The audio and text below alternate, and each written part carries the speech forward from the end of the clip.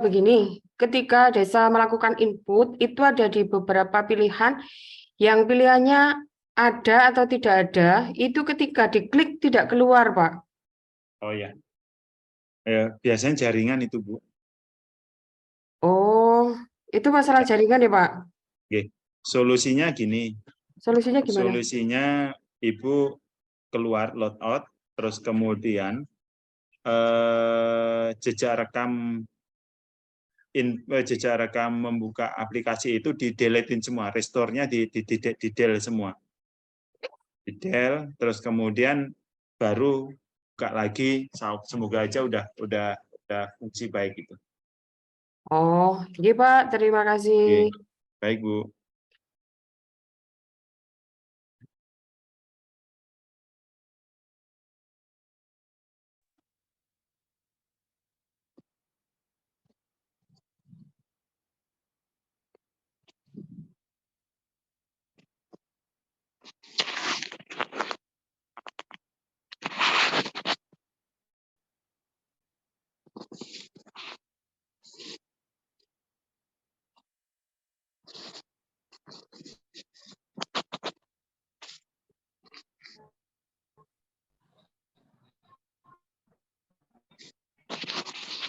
Ada yang mau menyampaikan kendalanya?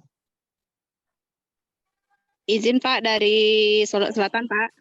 Silakan. Ingin bertanya terkait dengan verifikasi di tingkat kecamatan.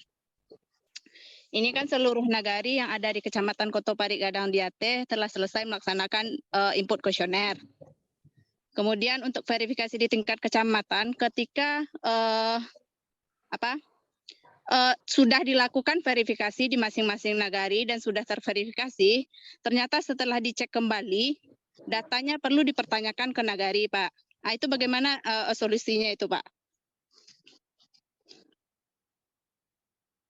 Solusinya adalah ya, pada saat verifikasi di level kecamatan, kalau boleh jadwalkan di level desa ada verifikasi. Jadi supaya tidak ada pertanyaan persis yang disampaikan Ibu. Oke, Pak. Nah, jadi langsung selesai permasalahan itu dan bisa terjawab. Seperti itu aja Bu strateginya. Oke. Setelah kan ini sudah dilakukan verifikasi, terverifikasi bahasanya gitu, Pak. Apakah boleh dibatalkan kembali, Pak? Boleh. Boleh. Oke, terima kasih, Pak. Baik. Yuk.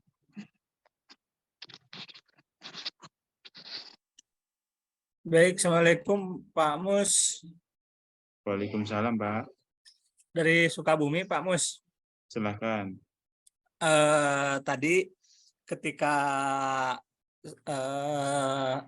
PLD saya upload di menu upload kuesioner, kemudian terdeteksi bahwa kode wilayahnya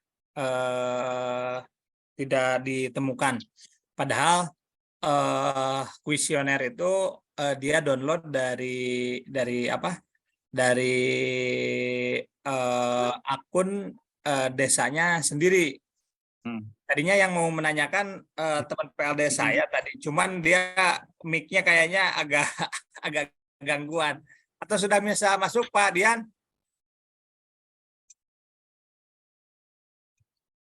Kayaknya mic-nya gangguan Pak Mus.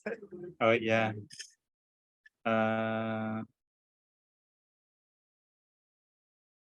Seperti ini mungkin ya. Filenya boleh dikirim ke saya, Pak? Boleh Pak. Coba sebentar saya kirim. Ya.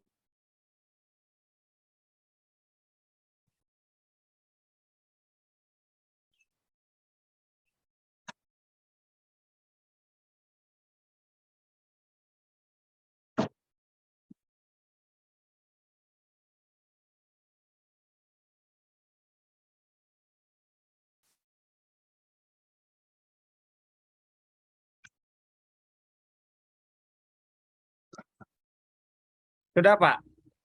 Baik.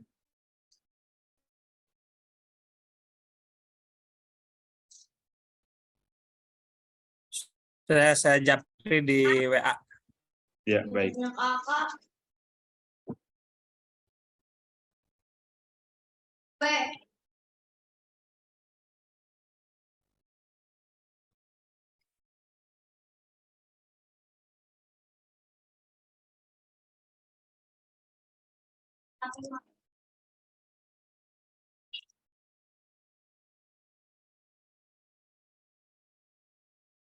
Bentar, Pak.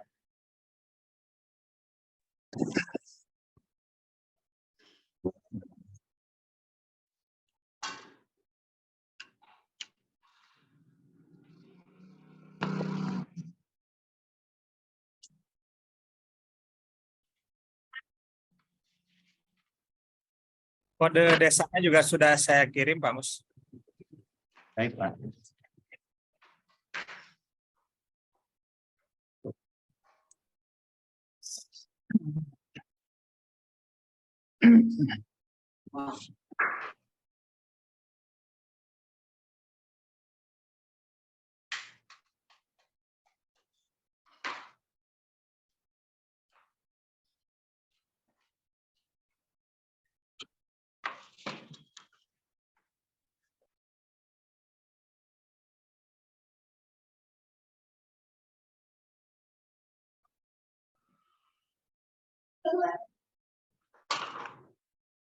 Oh, kode provinsinya Pak yang salah itu Pak.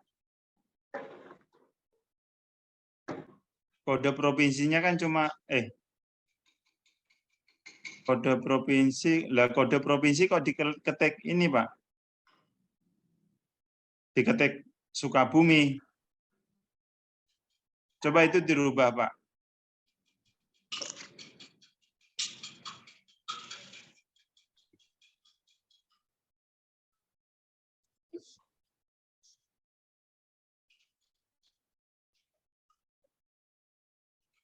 Ini Pak yang membuat komennya sistem ini di sini Pak.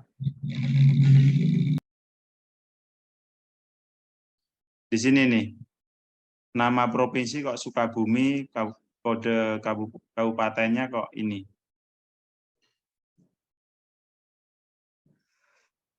Tapi saya coba akan download dari itunya dulu ya. Ini Pak. Kode desa, Bojong. Ini, di sini Pak masalahnya.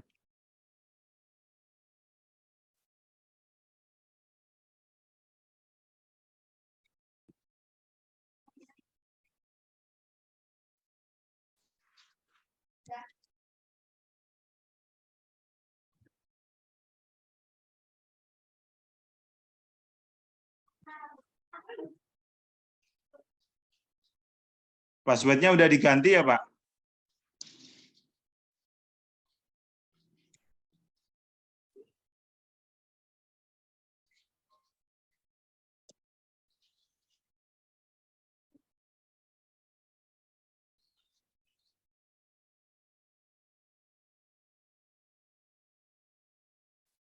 Halo Pak?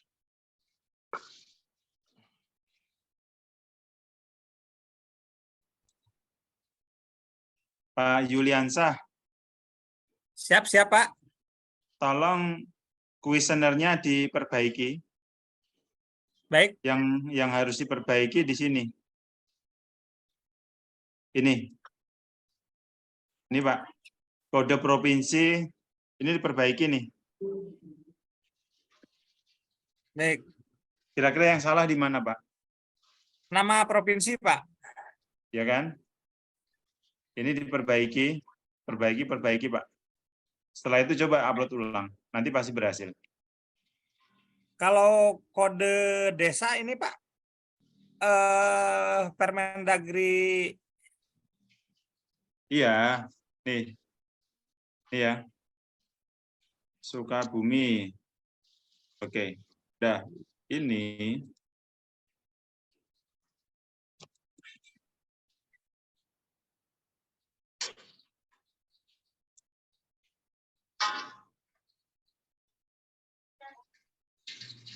Saya coba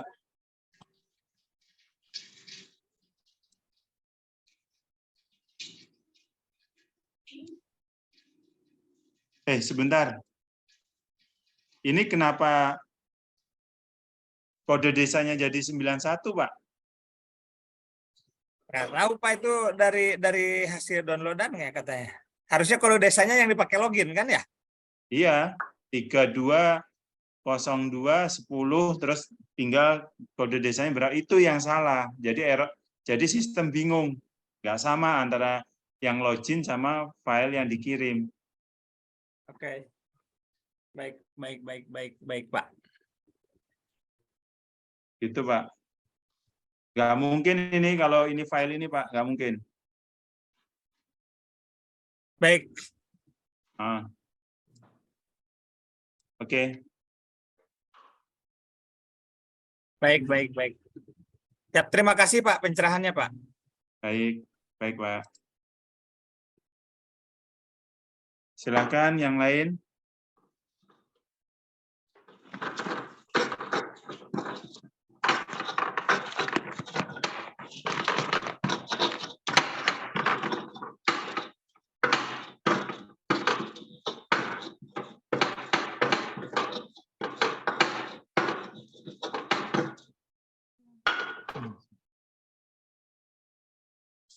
Silakan yang ini. Pak Franky, ada yang ditanyakan lagi?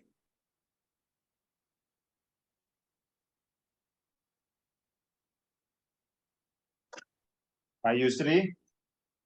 Baik, terima kasih Pak waktunya. Izin bertanya nih Pak silakan. sedikit terkait di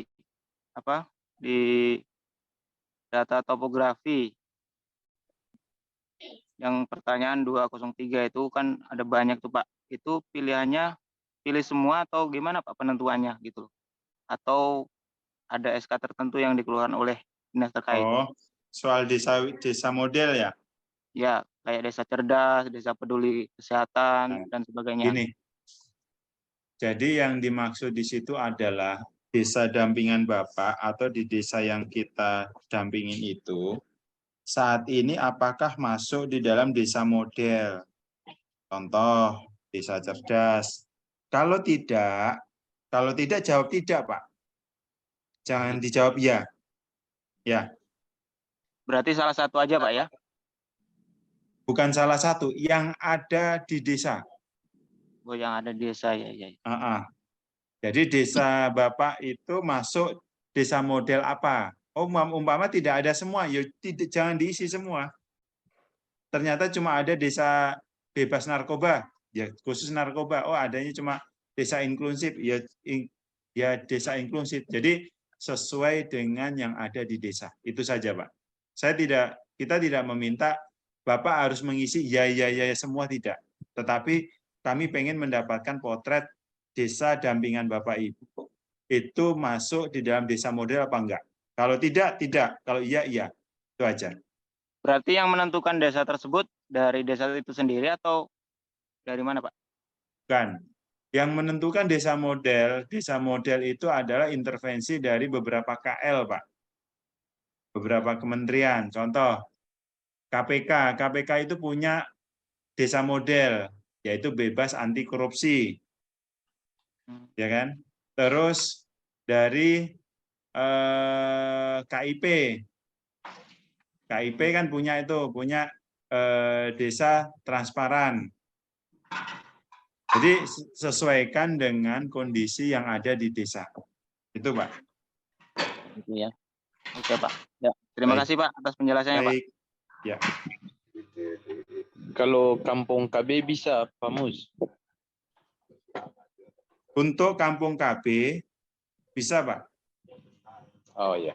Makasih Pak Mus. Baik.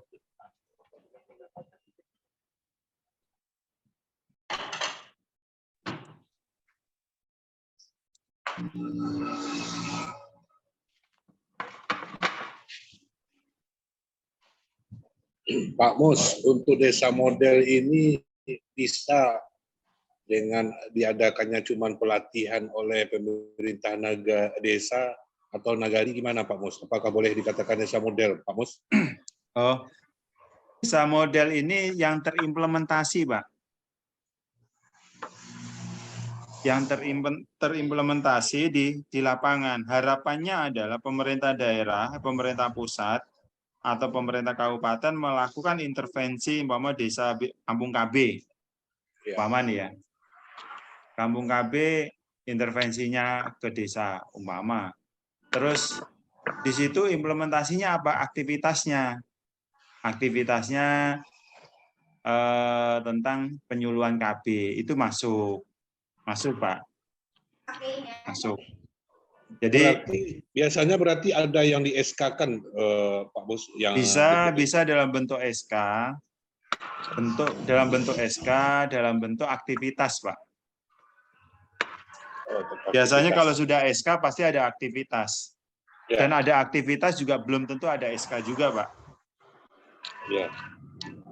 Gitu.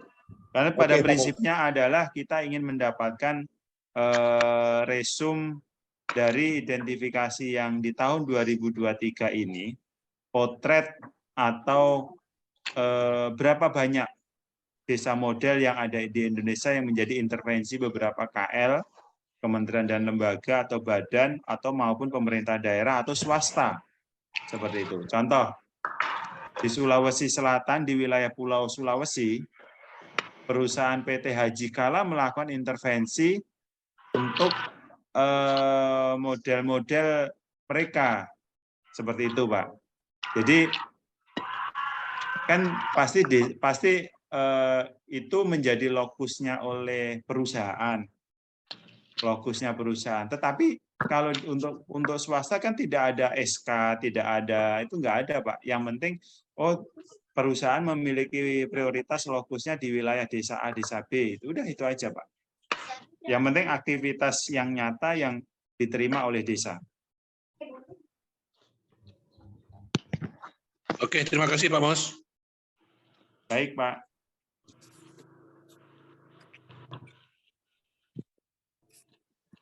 Ada lagi, Bapak Ibu? Mus. Siap. Kalau lokus untuk tekad bagaimana? Apa itu, Pak? Lokus. Kan ada juga program tekad yang notabene desa. Kalau lokusnya itu bisa disebut desa lokus.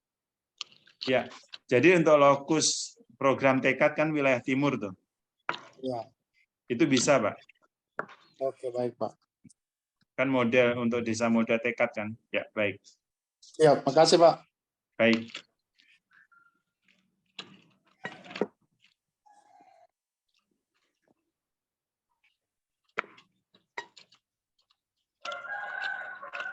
Izin Pak Mus, satu lagi Pak Mus.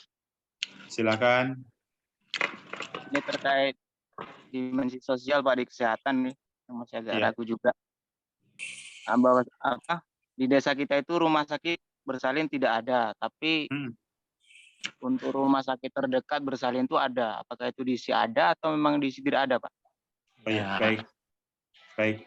Itu pertanyaannya kan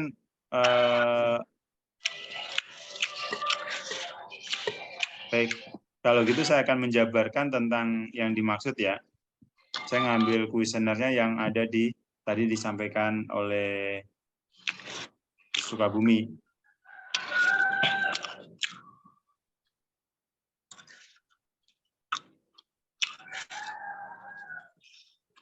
Nih, contoh.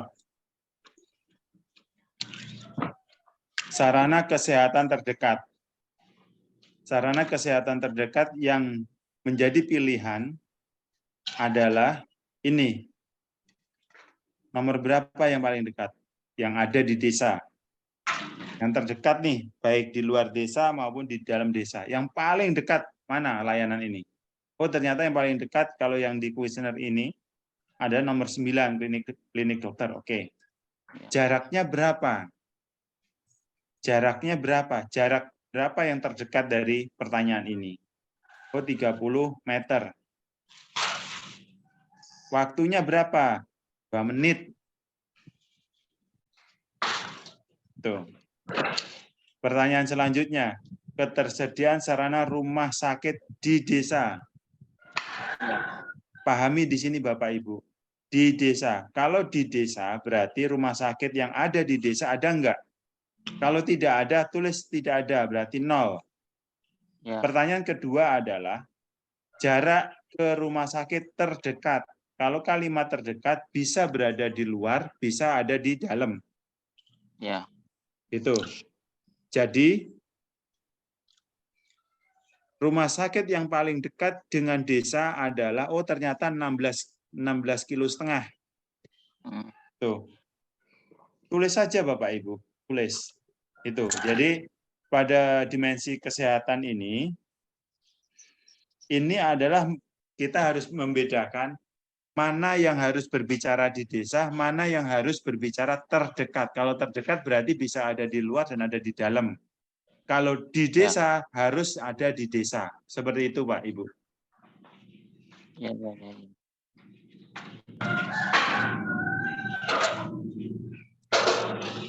Oke Pak, baik. Terima kasih.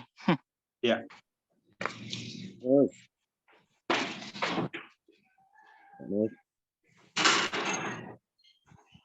Pak Mus. Dalam, Bapak silakan. Kalau batas desa Pak Mus, gimana Pak Mus? Iya. Batas desa. Sementara banyak desa itu yang belum memiliki perdes tentang batas desa yang disahkan oleh pihak terkait. Gimana itu pengisiannya Pak Mus? Pertanyaan nomor berapa itu Pak? Lagi nggak buka Pak Mus, saya lagi nggak buka.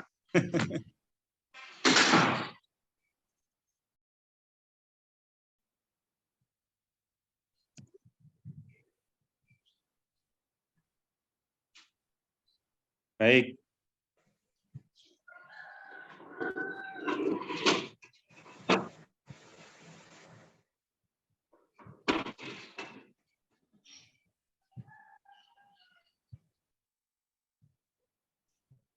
Yang ditanyakan adalah tentang batas desa. Nomor 24 kayaknya Pak.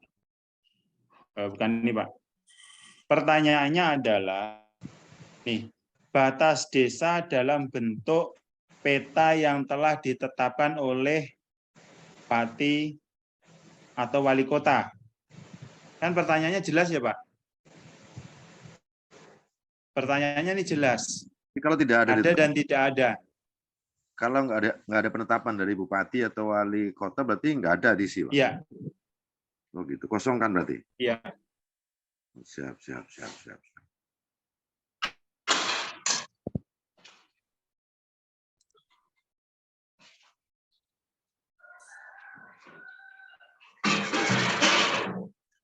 Karena kewenangan batas desa itu bukan kewenangan desa, Pak, sebenarnya. Kewenangan kabupaten untuk menentukan batas desa. Itu yang jadi polemik di desa kan seperti itu, Pak Mus. Jadi sementara kita akan mengisi data yang mana kan begitu. Sementara tahun kemarin kita isi batas desa yang ada, kita pahami aja gitu. Iya. Makanya dengan pertanyaan itu mendorong untuk evaluasi. Ternyata pemerintah kabupaten yang menjadi PR adalah di kabupaten A, B, C, D, E itu masih banyak batas desa yang belum clear, belum ditetapkan. Karena itu menjadi prioritas juga, Pak. Bahkan kalau di kabupaten kami kayaknya belum semua. Nah, ya, makanya dengan begitu kan menjadi evaluasi pemerintah daerah, yaitu di bagian di sekretariat daerah, tata kelola pemerintahan, di situ, Pak. Berarti kalau nggak ada itu, berarti dikosongkan aja, Pak Mus ya? Iya, Pak. Siap. Kemudian ini lagi, Pak Mus, satu lagi, memang saya nggak buka, cuma jadi polemik di tengah-tengah masyarakat itu, kadang tentang tidak berbanding lurusnya dengan data DTKS, Pak Mus. Sementara status desa kita sudah maju misalnya.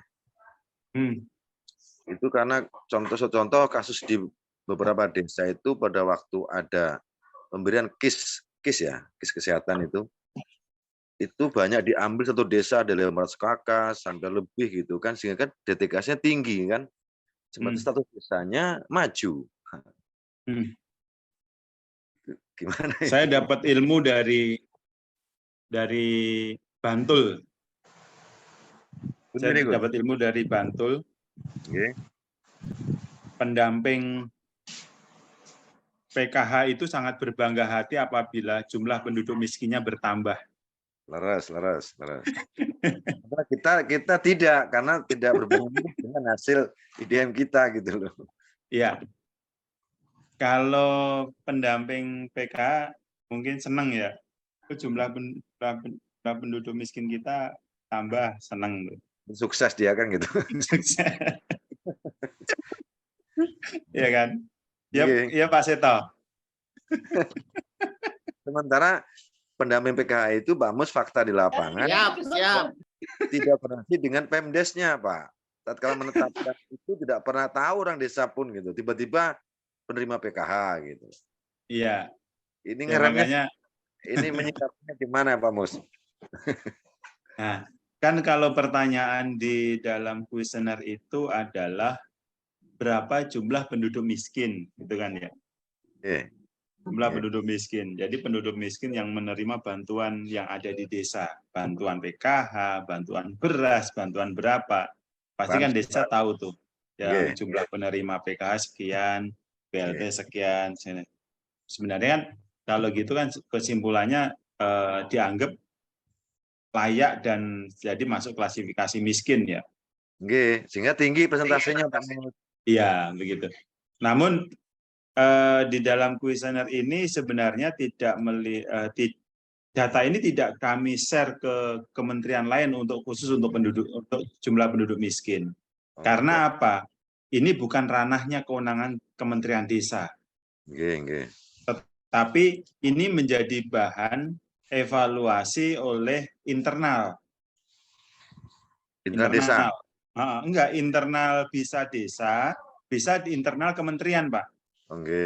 Dengan begini, Pak, kita jadi tahu oh ternyata penerima bantuan yang ada di desa A sekian, jumlah penduduk miskin yang sesuai dengan datanya DTKS atau Kemen PMK sekian. Jadi kita punya alat banding, Pak. Sehingga izin Pak Mus, sehingga di kabupaten kami itu mendapat ranking 2 kabupaten termiskin di Provinsi Riau. Ini kan aduh kacau. Iya, Bapak harus komplainnya ke BPS, Pak, atau ke Dinas Sosial ya. Iya, contoh kemarin ada juga BPS turun, itu juga ada salah satu orang tuanya staf desa itu kaplingnya aja sekian, cuma itu tercantum di situ rentan miskin. Gimana ini? Siapa? Mana yang dipakai? Mamus pusing sama bingung. Gimana cara memberikan pemahaman pada Pemdes kan? Iya, serahkan aja pada itu. Makanya antara pendamping PKH, pendamping itu harus duduk bareng dengan pendamping desa, jangan lari sendiri. Tidak pernah ketemu Pak Mus. Jangan sama pendamping sama Pemdes saja nggak pernah ketemu kadang pendamping PKH itu. Nah iya, tapi gitu dibayar ya? Itulah mula no. Kadang kita iri juga. Teman-teman PLD yang kasihan kadang-kadang kan. Tanya Kak Seto tuh. Yang selalu perang di Bantul. Kebetulan Kak Seto dan yang lain-lain juga untuk di Riau khususnya itu Sumatera lah ya. Susah mencari yang kategori miskin tuh kayaknya susah sih, nggak makan dalam sehari itu. Turah-turah kayaknya. Iya. Memang di Provinsi Riau itu mengalami defisit pangan, tetapi dia surplus terhadap stok, Pak. Dan kalau fakta di lapangan kayaknya nggak ono lah, nggak mangan gitu enggak. Iya.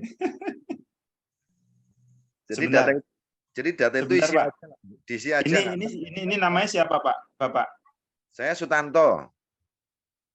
Pak Sutanto, suaranya kok persis kayak almarhum ya? Sinten? Kang Gus Andre. Kalau ngapak kalau Banyumas. Nggih. Mas lama di Riau. Oh, nggih. Nggih Pak Tanto. Itu faktanya begitu Pak Mus. Jadi memang kadang-kadang kita juga memberi pemahaman kepada kades-kades baru itu jangan nambah-nambah data DTKS, saya bilang kan. Sementara kita lagi mendorong untuk desa mandiri lah. Kalau data kemiskinannya meningkat, gimana? Kan tidak berbanding lurus jadinya gitu loh. Dengan status desa yang kita hari ini. Makanya kami menekankan kepada teman-teman, udah pokoknya masukkan data yang valid ke IDM ini, sajikan yang valid, urusan statusnya apa, terserah aplikasi lah saya bilang kan. Yang penting data yang valid lah saya bilang. Karena data itu nanti juga akan berimbas sama desa sendiri jadi masalah. Karena mohon maaf untuk mungkin di luar Sumatera ya, tentang data kan belum begitu dianggap penting kali kan. Riau sedang fokus loh Pak. Nggih, makanya tatkala itu fokus, sementara fakta di lapangan dengan data itu tidak berbanding lurus, Pak Mus. Kan repot. Kepinginnya mandiri banyak, meningkatkan mandiri, tapi DTKS-nya meningkat. Pak Gubernur, tahun ini harus terentaskan desa tertinggal dan desa sangat tertinggal. Nggih. Cuma kan momen-momen politik juga, Pak Mus, maklum lah. Selama ini nggak pernah sama IDM, tapi begitu ada begini ditekannya kan. Yes, segitu-gitulah. Siap. Memang soal kemiskinan itu kita serahkan kewenangan ke pemerintah yang institusi yang membidangi. Ya termasuk waktu saya nanya sama jenengan tentang gapura desa itu loh Pak Mus. Itu kan sangat tidak ini ya, status kabupatennya miskin. Tapi bangun gapura kan nggak logis gitu. Ya, betul Pak. Sehingga kami seluruh pendamping membantah, membatalkan, minta sama rapat OPD di kabupaten kita bersikeras tidak bisa didanai dengan dana desa, yang bisa dengan untuk desa wisata, itu pun gerbang desa wisata, bukan gerbang desa. Ya. Tugas kita pendamping ya meluruskan yang benar Pak. Nggih, insya Allah udah sehingga nggak jadi Pak Mus, nggak jadi. Itu langsung ada RAB-nya, luasnya, panjangnya, waduh. Jangan jalan desa aja karena nggak seluas itu gitu. Banyaklah kita kritisi lah. Tapi alhamdulillah tidak jadi. Ya kami bilang kalau mau dipaksakan ya silakan tanda tangan, jangan bawa kami. Alhamdulillah tidak jadi. Siap.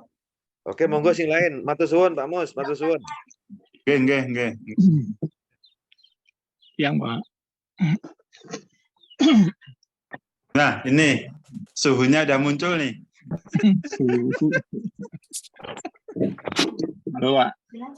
Nggih. Kalau ada Kak Seto pasti ada Pak Slamet nih. Kak Seto udah bilang apa tadi, Pak? Enggak. Gini, Pak, saya tanya dulu, Pak. Tadi yang pertama kaitannya dengan percontohan, desa percontohan bersinar, kemudian konstitusi, sadar hukum, desa cerdas, dan lain-lain. Itu saya menggunakan dua dasar, Pak. Bisa bersamaan atau sendiri-sendiri. Yang pertama penetapan, seperti desa cerdas, desa bersinar itu kan ada penetapan. Yang kedua dasarnya adalah aktivitas. Jadi kalau cuma program pelatihan, saya belum menganggap itu sebagai percontohan. Pelatihan, Pak. Pelatihan yang menuju, itu saya belum bisa mengatakan itu percontohan. Kalau saya salah nanti dibenarkan, Pak. Diperbaiki, Pak. Gimana kami harus menggunakan data. Kemudian yang kedua, tentang data kemiskinan.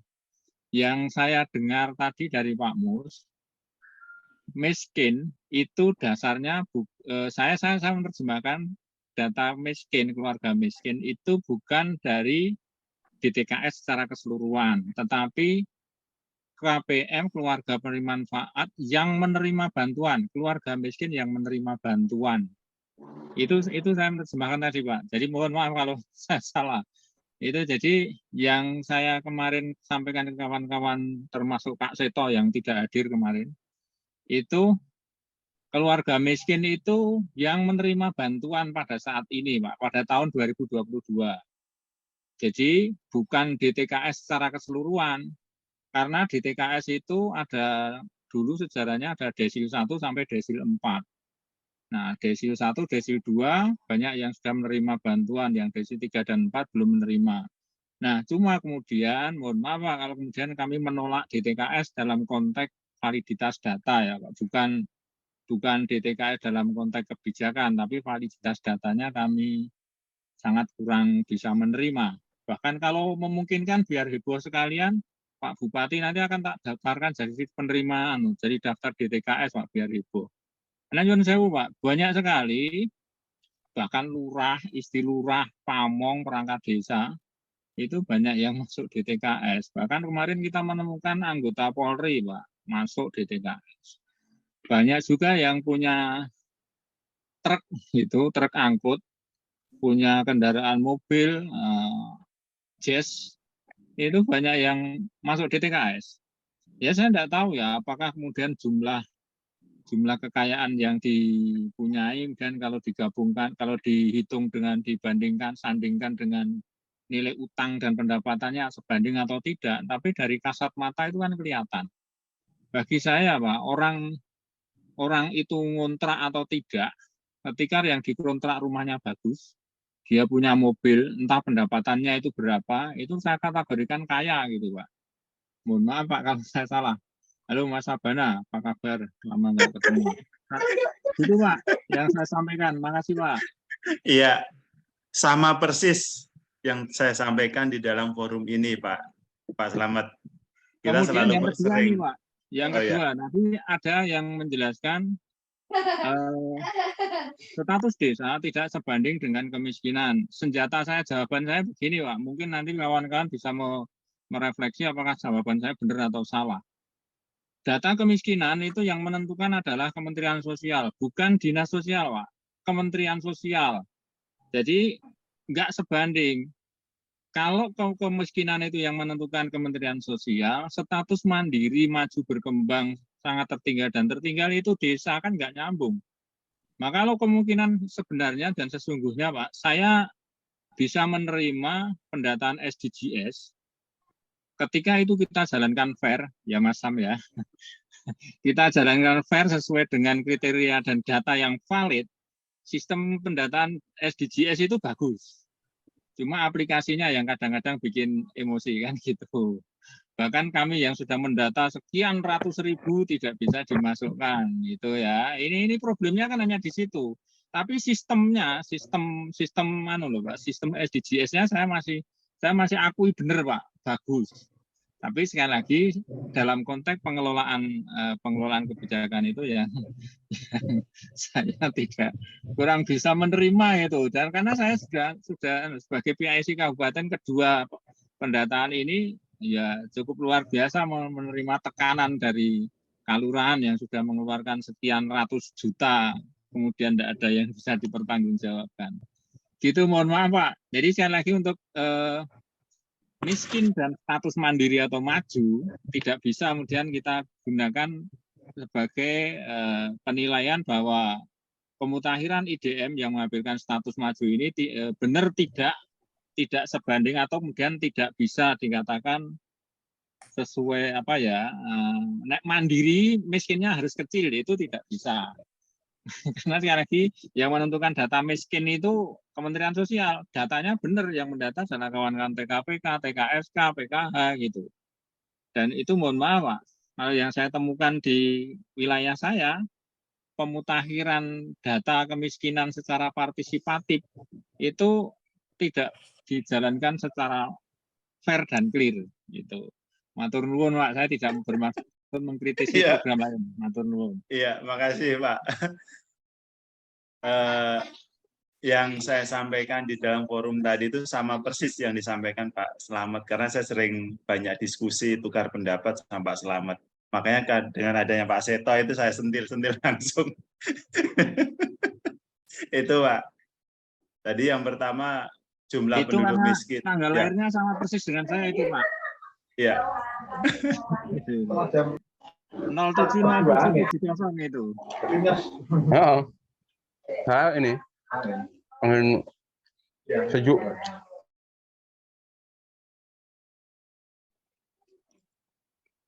Gimana?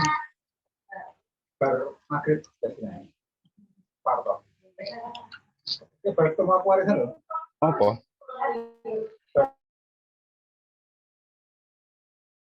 Iya Pak Slamet, sepakat yang disampaikan Pak Slamet tadi itu. Makanya soal penduduk miskin yang tadi saya sampaikan, semua penduduk yang menerima bantuan dari pemerintah itu masukkan di situ sebagai alat banding kita. Jadi data yang di IDM itu tidak keluar ke kementerian, tetapi sebagai bahan evaluasi perbandingan antara data-data yang ada di KL lain. Satu. Yang keduanya, memang tidak berbanding lurus, dan itu selalu dihadapin oleh teman-teman di Bantul yang menjadi pertanyaan oleh Bapeda, yaitu perkembangan status desa tidak berbanding lurus dengan penurunan jumlah penduduk miskinnya. Jadi tadi data kemiskinan itu di level kabupaten sampai kementerian sama. Yang tidak sama ada di level kabupaten ke desanya. Saya pernah diskusi dengan membahas tentang satu data kemiskinan. Kami mencoba mendorong pemutakhiran data itu langsung di level desa, ditentukan di level desa dan dimusyawarahkan di level desa. Tapi kendalanya yang disampaikan di dalam forum tersebut adalah regulasinya. Regulasinya memang berhenti di level kabupaten. Usulan di level desa ke kabupaten itu kadang-kadang bisa berubah. Makanya apa? Peran partisipasi dan pemberdayaan, kalau saya mendengar dari kemarin pembacaan dari RPJMN tahun 2025-2029, ada kalimat klausul kalimat yang ditegaskan adalah partisipasi dan pemberdayaan. Jadi dengan kalimat itu mungkin bisa kita kejar sejauh mana narasi atau implementasi di dalam pembangunan Indonesia di tahun 2025 ke 2024. Mungkin itu Pak, diskusi dengan Pak Slamet yang begitu bobot ya. Mungkin ada tambahan lagi. Pak Sabana nggak usah kaget, memang karakternya Pak Slamet memang begitu Pak. Wah, ini calon komisioner nasional mungkin Pak ya. Kalau Pak Slamet sudah melalui itu semua Pak Sabana. Sudah komisi KPU sudah, ombudsman sudah, jadi TA-nya DPR sudah. Sekarang menjadi TPP, nggak tahu nih sekarang setelah itu mau jadi apa, saya nggak tahu nih Pak Slamet nih. Beda-beda tipis Mas. Bupati. Pak Sabana ada yang mau disampaikan?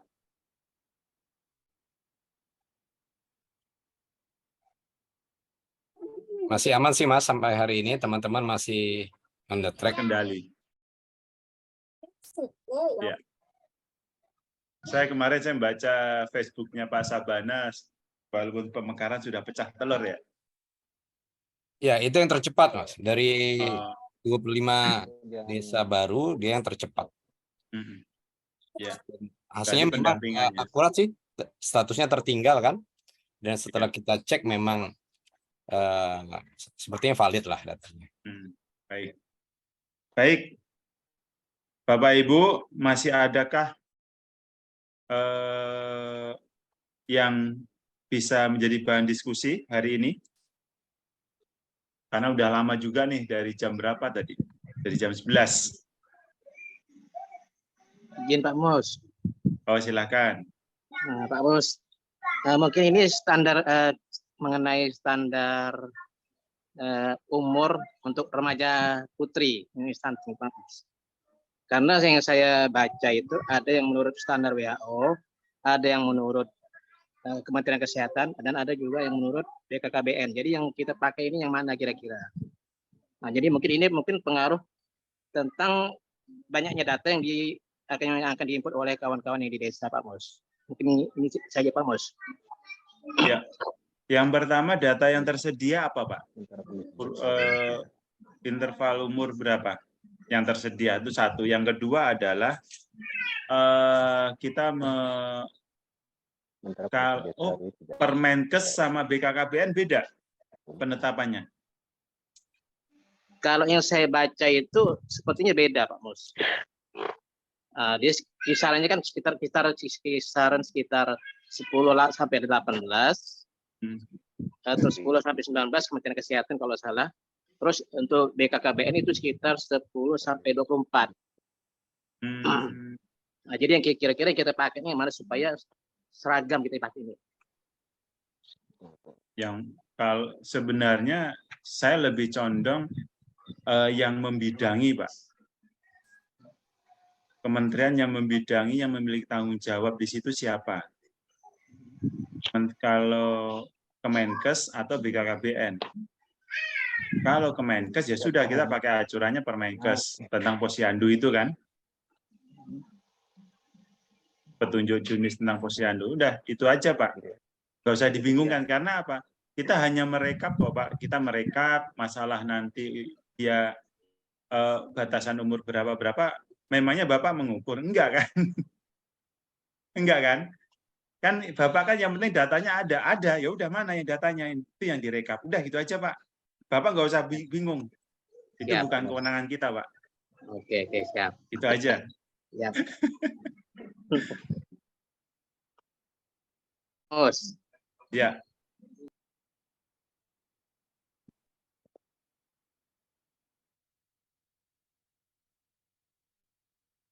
Sudah cukup, Bapak Ibu? Ada lagi?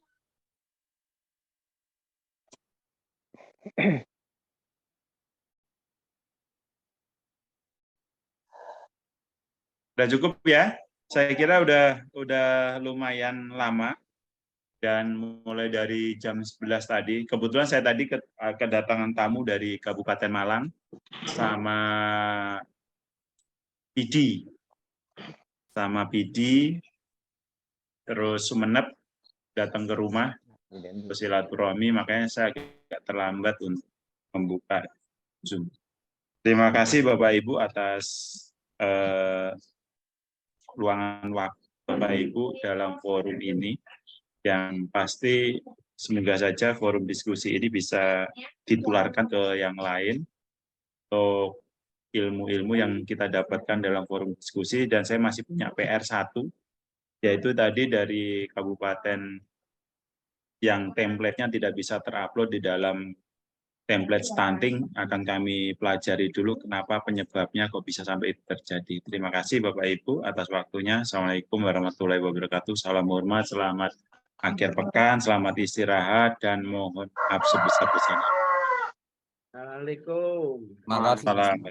Terima kasih Pak Mustaqim. Oke, Pak Seto. Matur sembah nuwun. Oke. Selamat weekend, Mas. Oke.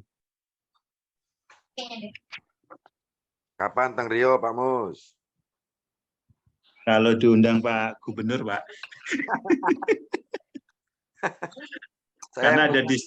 Karena ada diskusi sama tim kerjanya Pak Gubernur. Itu yang menjadi topik. Harapannya 2023 ini Riau terentaskan dari desa tertinggal dan sangat tertinggal. Itu target, itu memang target beliau seperti itu karena momennya pas Pak Mus masuk itu. Nggih. Nggih, Pak. Nggih. Pak Mus. Nggih, salam Pak Sakris, monggo. Ya.